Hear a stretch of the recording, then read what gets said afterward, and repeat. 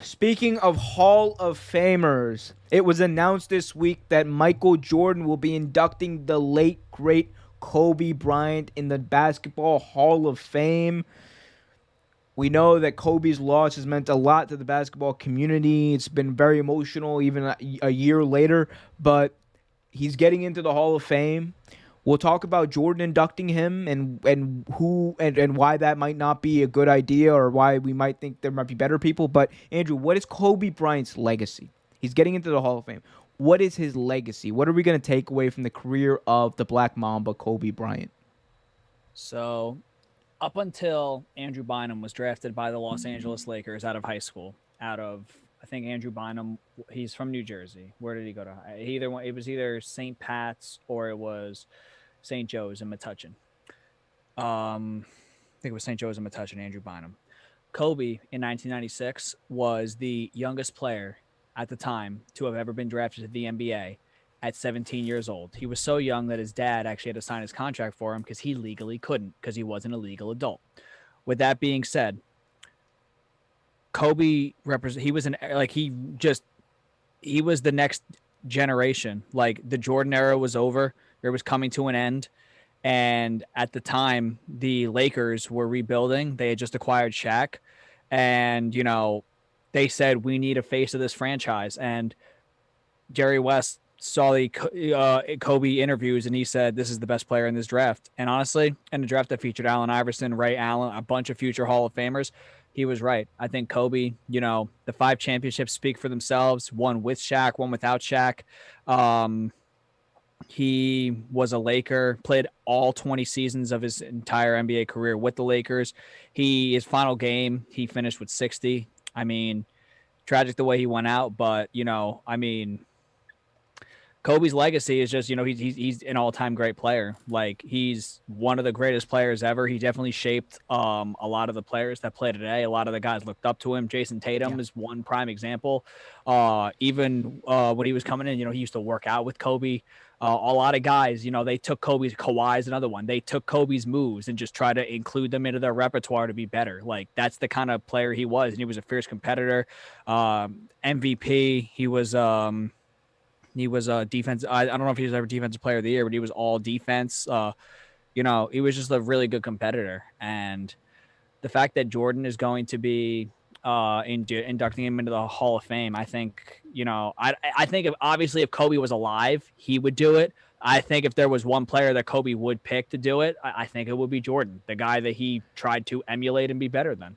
So I get that, right? And I actually want to talk about Kobe's legacy first before we get into, Jordan inducting him. But to me, Andrew, I think Kobe Bryant is going to be remembered as, like yes, the best player in his generation, the best player, arguably of this century, like that we've had so far. But I think above all, and like to put it all together, I think Kobe Bryant's gonna be remembered as the most intense basketball player to ever play.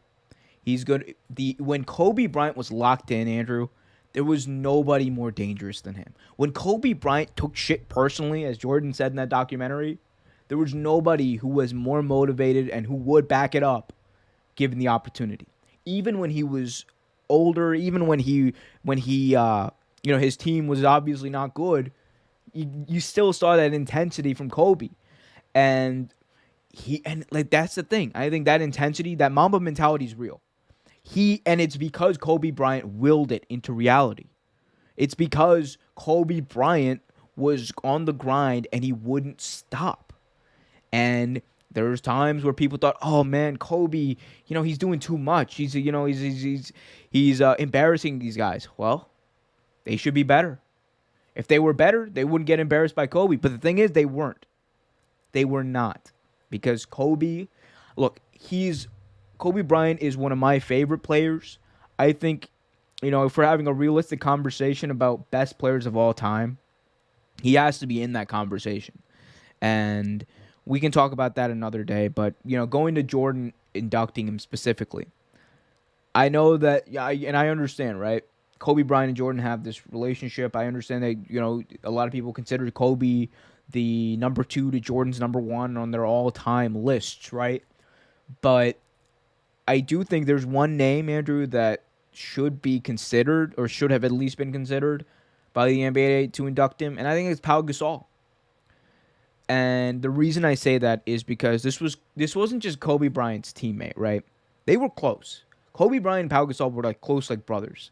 Like Kobe Bryant's kids now, like they look at Pau Gasol as like their uncle, as their, it's kind I of think he's like the god. I think he's yeah, like yeah. one of them I is think like he's like a father figure. godfather. I think he's like the godfather to one of his daughters or something. Yeah, Like, so they were close, and I think that to get that personal touch, especially after what happened, the tragic way that Kobe Bryant left, I think that you kind of need that. You could do both. I realistically think that the NBA can do both. You know why? Because Kobe was worth it.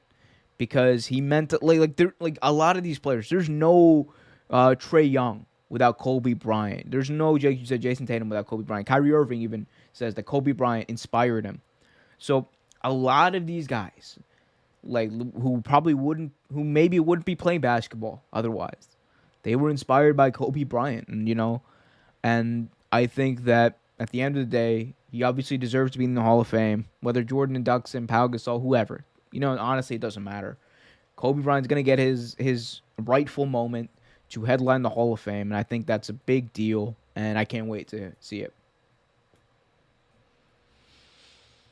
I just think back to just on a side note, I just think back to the way the media would always like they try to tear him down. I remember the 2006 playoffs when they got on Kobe for shooting too much. They got on him for shooting too much and said he's not a team player.